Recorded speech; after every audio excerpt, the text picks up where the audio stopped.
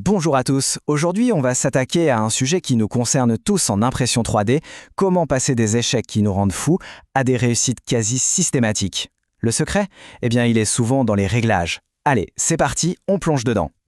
Ah, l'impression qui se décolle en plein milieu, les fameux fils d'araignée partout, ou la pièce qui casse au moment où on la retire. Franchement, qui n'a jamais eu envie de tout jeter par la fenêtre? C'est une expérience que presque tout le monde partage dans l'impression 3D. Mais la bonne nouvelle, c'est que pour la plupart de ces galères, il y a des solutions et elles sont souvent plus simples qu'on ne le pense. Alors, juste pour être sûr qu'on est tous sur la même longueur d'onde, un petit rappel rapide.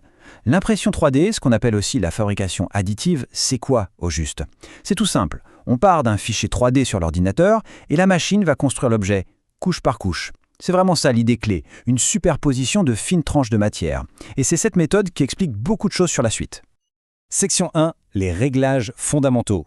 Bon, on entre dans le dur. On va parler des réglages de base, les non négociables. C'est un peu la physique de l'impression 3D.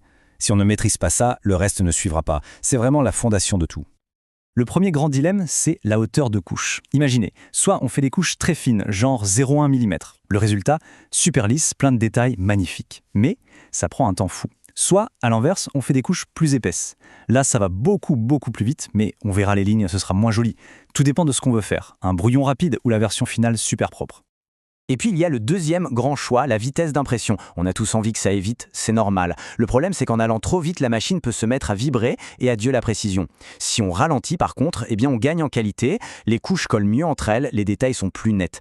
Comme toujours, le secret c'est de trouver le bon compromis, le juste milieu. Parlons maintenant de la température. Ah, ça, c'est un point absolument critique. Chaque plastique, que ce soit du PLA, de l'ABS ou autre, a sa température de prédilection. Si c'est trop froid, les couches ne vont tout simplement pas fusionner. Trop chaud, bonjour le stringing, ces fameux fils d'araignée tout fins. Et il n'y a pas que la buse. La température du plateau, c'est tout aussi important. C'est elle qui va permettre à la toute première couche de bien accrocher et qui va empêcher la pièce de se déformer en cours de route. C'est vraiment un duo inséparable. Section 2, la structure de l'objet. Voilà. Maintenant qu'on a vu les bases, on va s'intéresser à la structure même de l'objet, comment on le construit de l'intérieur en fait. C'est ce qui va définir sa solidité, mais aussi l'aspect de sa surface. Le premier concept ici, c'est le remplissage, qu'on appelle souvent infill dans les logiciels. C'est un peu le squelette de notre objet. C'est cette grille à l'intérieur qui va lui donner toute sa force. Bien sûr, plus il y a de remplissage, plus la pièce sera solide, mais aussi plus lourde et surtout plus longue à imprimer. C'est invisible à la fin, mais c'est absolument essentiel. Et là, c'est très visuel. On voit bien comment choisir son pourcentage. On imprime une petite figurine juste pour la déco, allez, 10 ou 20%, ça suffit largement.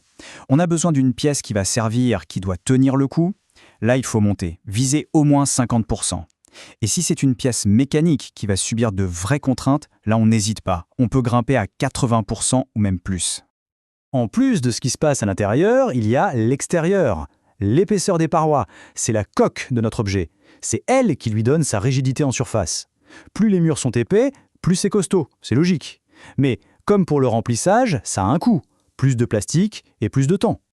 Et que faire quand on a des parties qui flottent dans le vide, les fameux porte-à-faux? Eh bien, on utilise des supports. C'est un peu comme un échafaudage qu'on construit en même temps que la pièce et qu'on retire à la fin. Mais le truc super malin, c'est de bien réfléchir à comment on positionne la pièce sur le plateau. Parfois, en la penchant un peu, on peut réduire drastiquement le besoin de support, voire s'en passer complètement. Et s'il en faut vraiment, pas de panique, le logiciel s'en occupe et on peut même les rendre plus faciles à enlever en jouant sur leur réglage. Section 3. Assurer une impression parfaite. Ok, le plan de l'objet est prêt, on sait comment il sera structuré. Maintenant, concentrons-nous sur le déroulement de l'impression pour être sûr que tout se passe sans accroc. Alors là, attention, s'il n'y a qu'une seule chose, une seule à retenir de tout ça, c'est ce qui va suivre. La première couche est la plus importante. Je le répète, la première couche. Presque tous les échecs d'impression, le fameux plat de spaghetti, tout ça, ça vient d'une première couche ratée. C'est la fondation de tout l'édifice. Si elle n'est pas absolument parfaite, c'est même pas la peine d'espérer que le reste tienne. Bon, alors, comment on fait pour avoir cette première couche parfaite? C'est une recette en 3 temps. D'abord, et c'est la base de la base, on nivelle le plateau. Il faut que la distance entre la buse et le plateau soit exactement la même partout. Étape 2, on prépare la surface. Un bon coup de nettoyage, c'est le minimum. Parfois, on ajoute un petit quelque chose, un adhésif, pour que ça colle encore mieux. Et enfin, étape 3, on peut utiliser ce qu'on appelle une bordure ou un brim. C'est une petite extension de la base de l'objet qui augmente la surface en contact avec le plateau. Avec ça, l'adhérence est maximale. Un autre point super important, c'est le refroidissement. Le petit ventilateur sur le côté de la buse, il n'est pas là pour faire joli.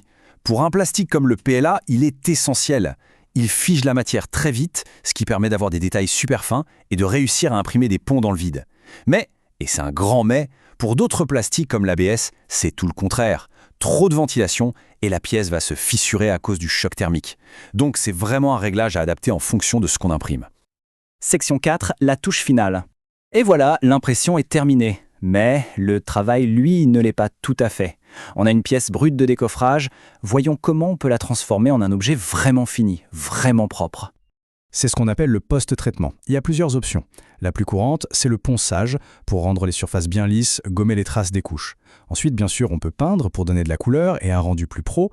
Et puis, il y a des techniques un peu plus avancées, comme le lissage à la vapeur d'acétone pour l'ABS, qui peut littéralement faire fondre la surface pour la rendre aussi lisse et brillante qu'un objet moulé par injection. Pour finir, il faut garder une chose en tête. Comprendre tous ces réglages, c'est super, c'est la théorie. Mais la vraie maîtrise, elle vient en pratiquant, en testant, en se trompant aussi. Chaque impression, même ratée, est une leçon. Le secret, c'est d'expérimenter, d'observer attentivement ce qui se passe, de ne changer qu'un seul paramètre à la fois pour bien comprendre son effet. C'est comme ça, petit à petit, qu'on finit par transformer n'importe quelle idée en un objet bien réel et réussi.